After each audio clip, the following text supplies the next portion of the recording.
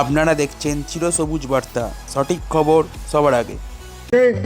দাসনগরে বিধানসভা কেন্দ্রের 2026 বিধানসভা নির্বাচনের তৃণমূল কংগ্রেসের প্রার্থী শ্রী রানা ডাক্তার রানায় চট্টোপাধ্যায় এলেন এবং ভোট প্রচারে করেন। এছাড়াও এখানে উপস্থিত ছিলেন তৃণমূল কংগ্রেসের বড় বড় সব নেতা, নেতৃবর্গরা এবং কর্মীরা।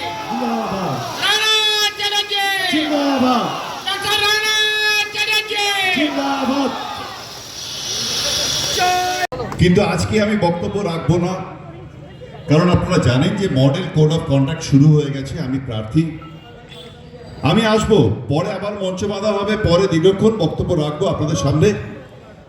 শুধু বলবো, আমি যেভাবে আপনারা আমাকে আপন করে নিয়েছেন, ভালোবাসায়, সম্মানে এবং আপনাদের পরিবারের একজন বানিয়ে নিয়েছেন এই 7 দিনের মধ্যে, আমি অভিভূত, আমি আপ্লুত এবং আমি কৃতজ্ঞ আপনাদের সকলের কাছে।